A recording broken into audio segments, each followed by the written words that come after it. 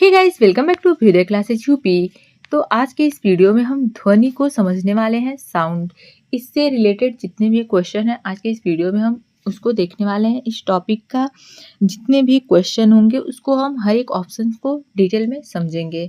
चलिए देखते हैं। जैसा कि अपने पिछले वीडियो में हमने उष्मा के बारे में पढ़ा था, हीट से ये जितने भी क्वेश्चन बन सकते थे हमने बनाया और एक एक क्वेश्चन को डिटेल में समझा हुआ है, एक एक ऑप्शंस को। तो चलिए देखते हैं, आज हम ध्वनि के बारे में समझते हैं। ध्वनि, हाँ, आगे बढ़ने से पहले अगर आप चैनल पर नए होंगे और अभ्युदय क्लासेस यूपी से नहीं जुड़े होंगे तो प्लीज़ चैनल को सब्सक्राइब ज़रूर करते चलेंगे और वीडियो आपको पसंद आएगी तो लास्ट में लाइक और शेयर भी ज़रूर कर देंगे। ये हमारा क्लास 2 है। क्लास 1 हमारा उष्मा था। जैसा कि हम भौतिक विज्ञान में गुरुत्वाकर्षण और मापन ये सारे टॉपिक ऑलरेडी हमने इस पर भी चर्चा किया हुआ है, डिस्कस किया हुआ है, पर एलटी ग्रेड में ये हमारा अभी क्लास 2 है। अगर आपको बायोलॉजी का क्लास चाहिए तो वो भी आपको चैनल पर मिल जाएगा। हर एक टॉपिक का बायोलॉजी का हमने कवर किया हुआ है, चाहे कोई भी टॉपिक हो, आपको कोशिका से लेके तंत्रिका तंत्र, अंतःस्रावी तंत्र, जितने भी तंत्र हैं वो सभी हमने एक एक टॉपिक बायोलॉजी का ऑलरेडी डिस्कस किया हुआ है चैनल पर। एनसीईआरटी 6 to 12 साइंस सीरीज करके आपको प्लेलिस्ट मिल जाएगा, एलटी ग्रेड प्लेलिस्ट के ठीक नीचे। आप वहाँ से भी चाहे तो तैयारी कर सकते हैं। हमें हर एक टॉपिक पढ़ने समझने से ही मतलब है, तो हम कहीं से भी समझ सकते हैं। तो चलिए देखते हैं, ध्वनि के बारे में जानते हैं। ओके, पहले क्वेश्चन की ओर बढ़ते हैं। पहला क्वेश्चन है, टेलीविजन के रिमोट में किस प्रकार के विद्युत चुंबकीय विकिरण का उपयोग किया जाता है। ये क्वेश्चन के माध्यम से हम इसका जो थ्योरी है उसको समझेंगे हर एक क्वेश्चन के माध्यम से। तो यहाँ पे पूछा हमसे कि टेलीविजन के रिमोट में किस प्रकार के विद्युत चुंबकीय विकिरण का उपयोग किया जाता है। पहला ऑप्शन है अवरक्त, पराबैंगनी, दृश्य या उपयुक्त में से कोई भी नहीं। तो इसमें अवरक्त विकिरण का उपयोग किया जाता है। ऑप्शन ए हमारा यहाँ पे सही हो जाएगा। अब इसको समझते हैं कि ये क्यों ऑप्शन हमारा सही है।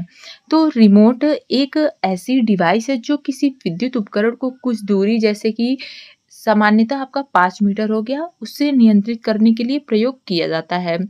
ठीक है, तो इसमें हम अवरक्त विकिरण का प्रयोग इसमें किया जाता है और वर्तमान में जो प्रेजेंट टाइम है, अधिक दूरी से किसी उपकरण जैसे कि दरवाजे, गैराज या बैरियर आदि को नियंत्रित करने के लिए रेडियो रिमोट कंट्रोल सिस्टम का प्रयोग किया जाता है, जिनमें अवरक्त विकिरण के स्थान पर रेडियो तरंगों का प्रयोग किया जाता है। इस चीज़ को भी आप ध्यान में रखेंगे, किसका प्रयोग किया जाता है, अवरक्त विकिरण की जगह पे रेडियो तरंगों का प्रयोग किया जाता है।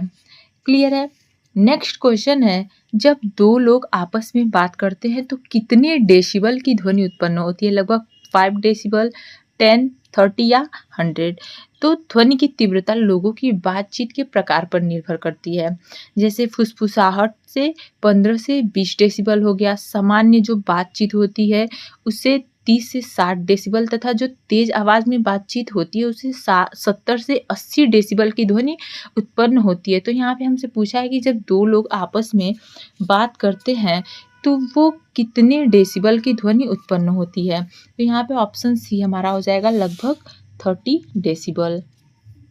बाकी का जो मैंने आपको बताया, फुसफुसाहट जो होता है उसमें 15 से 20 डेसिबल, और जब सामान्य बातचीत 30 से 60 डेसिबल ध्यान में रखेंगे। 30 से अगर 60 भी ऑप्शन में रहता है यहाँ पे हमारा तो सही हो जाता है। ठीक है, और जब तेज आवाज में बात करते हैं तब कितना होगा, 70 से 80 होता है। ऑप्शन सी यहाँ पे हमारा सही हो जाएगा। नेक्स्ट क्वेश्चन की ओर बढ़ते हैं। जब सितार और बांसुरी पर एक ही स्वर बजाया जाए तो उनसे उत्पन्न ध्वनि का भेद निम्नलिखित में से किसके अंतर के कारण किया जाता है। तारत्व, प्रबलता और ध्वनि गूढ़ता, या तारत्व और प्रबलता के कारण, या केवल ध्वनि गूढ़ता के कारण, या केवल प्रबलता के कारण। तो यहाँ पे ऑप्शन सी जो हमारा है, केवल ध्वनि गूढ़ता के कारण किया जाता है। Option C. किसी वाद्य यंत्र से उत्पन्न ध्वनि की पहचान उसकी ध्वनि गुणवत्ता के कारण होती है। ध्वनि गुणवत्ता जो होती है उसकी आवृत्ति पर निर्भर करती है। चूंकि सितार और बांसुरी पर क्या होता है, एक ही स्वर बजाए जाने की स्थिति में भिन्न भिन्न जो आवृत्ति होती है उसकी ध्वनि उत्पन्न होती है। इसीलिए उत्पन्न ध्वनि की गुणवत्ता में भी अंतर होता है। क्लियर है? इसीलिए सितार एवं बांसुरी से उत्पन्न ध्वनि का भेद केवल ध्वनि की गुणवत्ता के कारण ही पहचाना जा सकता है। यहाँ पे ऑप्शन सी हमारा सही हो जाएगा, केवल ध्वनि गुणवत्ता, उसी के कारण सितार और बांसुरी में आप उसके ध्वनि में भेद कर सकते हैं। नेक्स्ट क्वेश्चन है, मनुष्यों के लिए शोर की सहन सीमा लगभग होती है, कितनी होती है? मनुष्यों के लिए शोर की सहन सीमा, कितना शोर आप सह सकते हैं, आपकी सहन सीमा क्षमता सुनने की कितनी है? 45 डेसिबल, 85, 125 या 155 डेसिबल। तो ऑप्शन बी जो हमारा है 85 डेसिबल। मनुष्यों के लिए शोर की सहन सीमा अधिकतम 85 डेसिबल तक होती है। इससे अधिक तीव्रता की ध्वनि मनुष्य के लिए हानिकारक होती है। ठीक है, जो ध्वनि रोम कोशिकाओं को अस्थायी और अस्थायी रूप से क्षतिग्रस्त कर सकती है। इसीलिए 85 डेसिबल ही क्या है, हमारी सहन सीमा है, क्षमता है। यहाँ पे ऑप्शन बी हमारा सही है। नेक्स्ट क्वेश्चन की ओर बढ़ते हैं। पराश्रव्य वे ध्वनियां हैं जिनकी आवृत्ति होती है 20,000 हर्ट्ज से अधिक, 10,000 हर्ट्ज से अधिक या 1,000 के बराबर या उपर्युक्त में से कोई नहीं। तो पराश्रव्य वे ध्वनियां हैं जिनकी आवृत्ति क्या होती है, 20,000 हर्ट्ज से अधिक होती है। ऑप्शन ए हमारा सही हो जाएगा, 20,000 हर्ट्ज। ठीक है, अब यहाँ पे समझते हैं इसको कि मनुष्य सामान्यतः उन्हीं ध्वनि को सुन सकते हैं जिनकी आवृत्ति कितनी होती है, 20 हर्ट्ज से लेकर 20,000 हर्ट्ज के मध्य सामान्यतः होती है। उसी ध्वनि को हम जो मनुष्य हैं सुन सकते हैं। कितनी? 20 से लेके 20,000 के बीच हम बस सुन सकते हैं, 20,000 हर्ट्ज के बीच। ठीक है, अब यहाँ पे हमसे पूछा है पराश्रव्य ध्वनि के बारे में, तो हम तो ये तो श्रव्य हो गया 20 से 20,000, तो इसके बाहर क्या होगी, पराश्रव्य ध्वनियाँ होती है। इसकी आवृत्ति 20,000 के बाद जो आती है वो पराश्रव्य होती है। कुछ जीव जैसे वेल, कुत्ता आदि जो है वो पराश्रव्य ध्वनियों को वो सुन सकते हैं।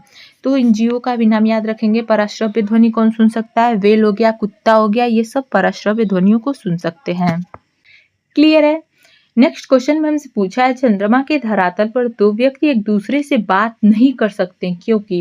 अब बताना है कि चंद्रमा जो है उसके धरातल पर दो व्यक्ति अगर हैं तो एक दूसरे से बातचीत नहीं कर सकते हैं क्योंकि चंद्रमा पर उनके कान काम करना बंद कर देते हैं, या चंद्रमा पर वायुमंडल नहीं है। ऑप्शन सी में दिया है चंद्रमा पर वे विशेष प्रकार के सूट पहने रहते हैं, या चंद्रमा पर ध्वनि बहुत ही मंद गति से चलती है। आपको बताना है इनमें से कौन सा ऑप्शन सही होगा। तो हम सभी को पता है कि चंद्रमा पर वायुमंडल नहीं है, इसी वजह से चंद्रमा के धरातल पर यदि दो व्यक्ति एक दूसरे के साथ भी है तो बात नहीं कर सकते हैं। ऑप्शन बी यहाँ पे हमारा सही हो जाएगा, चंद्रमा पर वायुमंडल नहीं है। ध्वनि तरंगों के संचरण के लिए किसी माध्यम की आवश्यकता होती है। इस चीज को आप ध्यान में रखेंगे कि ध्वनि तरंगों का जब संचरण होना होगा तो एक माध्यम की आवश्यकता होगी तभी होगा वो, अन्यथा नहीं होगा। चंद्रमा पर वायुमंडल की अनुपस्थिति के कारण ध्वनि तरंगों के संचरण के लिए माध्यमों का अभाव होता है, इसलिए वो जो बातचीत है वो नहीं कर पाते, आवाज जो है एक दूसरे के तक नहीं पहुंच पाएगी, नहीं सुनाई देगा। ठीक है, क्लियर है, उनको नहीं सुनाई देगा किसी की आवाज। अब नेक्स्ट क्वेश्चन की ओर बढ़ते हैं। जब टीवी स्विच ऑन किया जाता है तो श्रव्य यानी कि ऑडियो और दृश्य यानी कि विजुअल्स दोनों एक साथ प्रारंभ होते हैं। बी है श्रव्य तुरंत सुनाई देता है परंतु दृश्य जो है बाद में दिखाई देता है। दृश्य तुरंत प्रारंभ हो जाता है लेकिन श्रव्य बाद में सुनाई देता है क्योंकि ध्वनि प्रकाश की अपेक्षा कम वेग से चलती है। और ऑप्शन डी में दिया है यह टीवी के ब्रांड पर निर्भर करता है। तो ये सब फालतू की चीजें हैं। जब टीवी स्विच ऑन किया जाता है तो श्रव्य और दृश्य दोनों एक साथ प्रारंभ होते हैं।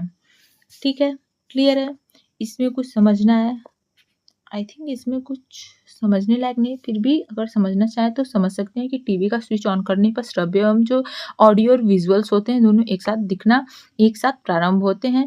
ध्वनि का वेग प्रकाश की तुलना में कम होता है, इसीलिए दृश्य पहले दिखाई देने चाहिए तथा ध्वनि बाद में सुनाई देनी चाहिए सिद्धांत के अनुसार। परंतु जब टेलीविजन में ऑडियो सिंक्रोनाइजर नामक एक उपकरण लगा होता है जो इसकी ये त्रुटि है उसको दूर करती है। नहीं तो सिद्धांत के अनुसार तो दृश्य पहले दिखाई देना चाहिए, पर हमें दोनों एक साथ दिखाई और सुनाई देते हैं। नेक्स्ट क्वेश्चन है, ये ऑडियो सिंक्रोनाइजर नामक उपकरण का नाम याद रखिएंगे, अगर कहीं पूछता है तो इसी वजह से हमें ऑडियो विजुअल दोनों एक साथ टीवी का स्विच ऑन करने पर दिखाई देता है। नहीं तो पहले दृश्य हमें दिखना चाहिए, बाद में श्रव्य सुनना चाहिए। नेक्स्ट क्वेश्चन है, ध्वनि तरंगे निर्वात में चल सकती हैं? बिल्कुल नहीं, ध्वनि निर्वात में नहीं चल सकती हैं। केवल ठोस माध्यम में चल सकती हैं, केवल गैसों में चल सकती हैं, या ठोस तथा गैस दोनों माध्यमों में चल सकती हैं। तो ध्वनि तरंगों के संचरण के लिए किसी माध्यम की आवश्यकता होती है। अभी मैंने ठीक ऊपर आपको बताया था कि हमें माध्यम की आवश्यकता होती है। इस क्वेश्चन में, चंद्रमा वाले क्वेश्चन में माध्यम की आवश्यकता होगी, इसलिए ये ठोस, द्रव और गैस तीनों माध्यमों में चल सकती है। ध्वनि जो है ठोस में भी, गैसों में भी और द्रव में भी, तीनों माध्यम में चल सकता है। परंतु इनकी गति गैसीय माध्यम में आपका कम और द्रव माध्यम में उससे अधिक तथा जब ठोस माध्यम में होता है तो सर्वाधिक होता है ये। तो यहाँ पे दिया है निर्वात में चल सकती है, तो नहीं, क्योंकि ध्वनि के लिए माध्यम की आवश्यकता होती है, पहला ऑप्शन हट गया। यहाँ पे ठोस दिया है, अकेले ठोस दिया है, गैस दिया है, तो यहाँ पे बेटर ऑप्शन हमारे पास है कि ठोस तथा गैस दोनों माध्यमों में चल सकती है। तो ऑप्शन डी के साथ, बेटर ऑप्शन के साथ हम जाएंगे।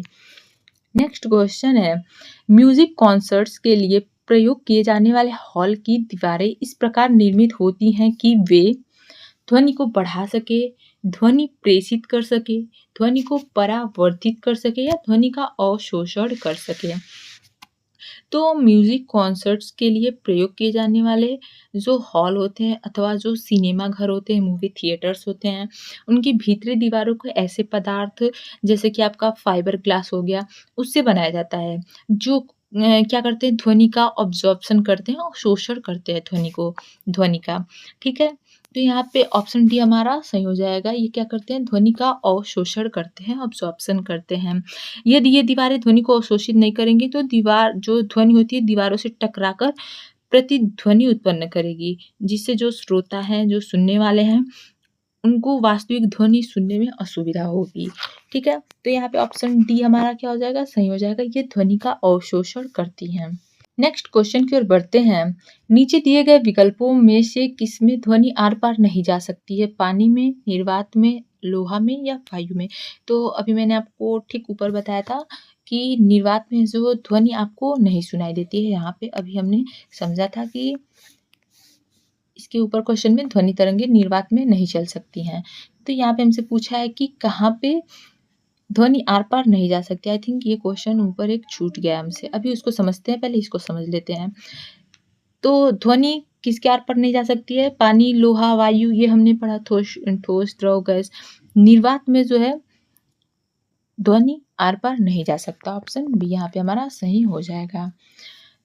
ठीक है, इसको समझना है, ऑलरेडी हमने समझ लिया हुआ है। वैक्यूम में जो है वहाँ पे आपका ध्वनि आर पार नहीं जा सकता है। ध्वनि तरंगों के संचरण के लिए किसी न किसी माध्यम की आवश्यकता होती है।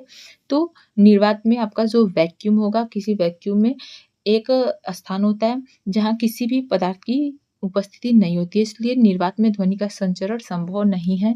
तो ऑप्शन बी हमारा यहाँ पे सही हो जाएगा। क्लियर है?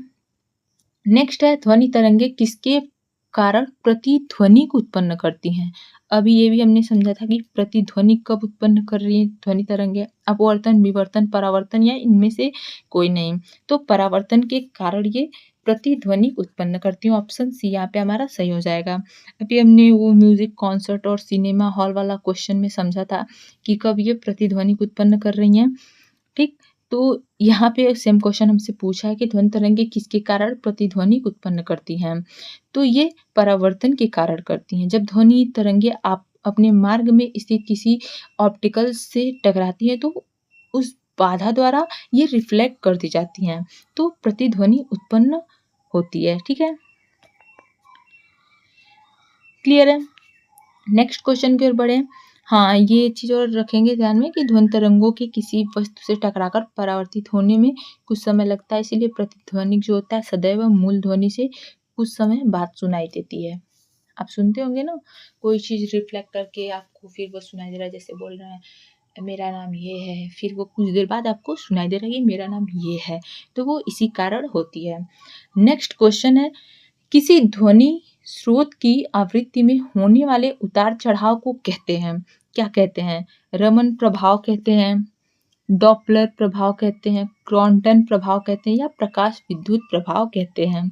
तो जब श्रोता यानी कि ऑब्जर्वर जो होता है, सुनने वाला जब होता है, तथा ध्वनि जो साउंड सोर्स होता है, उसकी सापेक्षिक गति जो रिलेटिव मूवमेंट होता है, उसके कारण ध्वनि तरंगों की जो फ्रीक्वेंसी होती है और वेवलेंथ उसमें परिवर्तन होता है।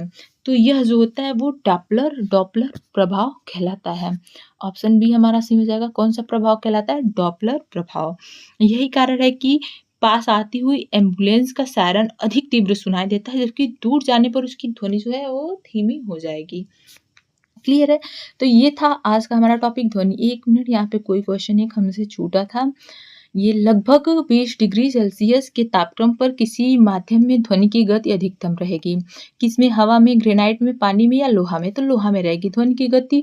यहाँ पे ऑप्शन डी हमारा सही हो जाएगा कि ध्वनि की गति माध्यम के डेंसिटी एवं उसके इलास्टिसिटी पर निर्भर करती है। जिस माध्यम का घनत्व एवं जो इलास्टिसिटी है अधिक होती है, उसमें ध्वनि की गति अधिक होती है। तो यहाँ पे क्लियर है, हमारा ऑप्शन डी होगा कि 20 डिग्री जो सेल्सियस होता है उसमें उसके तापक्रम पर लोहे की ध्वनि की गति अधिकतम होगी। क्लियर है। तो ये था आज का हमारा ध्वनि टॉपिक। आई होप आपको समझ में आया होगा, मज़ा आया होगा पढ़ने में, समझने में आपको ईजी रहा होगा। ईजी लैंग्वेज में आपको मैंने समझाने का पूर्णतः प्रयास किया है। अगर आपको समझ में आया तो प्लीज़ वीडियो को लाइक शेयर जरूर कर देंगे। नेक्स्ट वीडियो में हम समझेंगे क्लास 3 देखेंगे नाभिकीय भौतिकी के बारे में, न्यूक्लियर फिजिक्स के बारे में। ऑलरेडी हमने गुरुत्वाकर्षण, मापन, ये सारे टॉपिक्स कवर कर लिए हुए हैं, तो वो भी एक बार हम चर्चा कर लेंगे इसमें एंटीग्रेड क्लासेस में। लेकिन इसके बाद हम समझेंगे न्यूक्लियर फिजिक्स, नाभिकीय भौतिकी से रिलेटेड जितने भी क्वेश्चन हैं कि भारत का प्रथम परमाणु ऊर्जा केंद्र कहाँ है, ये सारी चीज़ें हम समझेंगे उसमें। तो मिलते हैं नेक्स्ट क्लास में, तब तक के लिए प्लीज़ चैनल से जुड़े रहेंगे। जाते वक्त अभ्युदय क्लासेस यूपी को सब्सक्राइब करना तो बिल्कुल भी नहीं भूलेंगे, जरूर करते जाएंगे। Okay, thank you.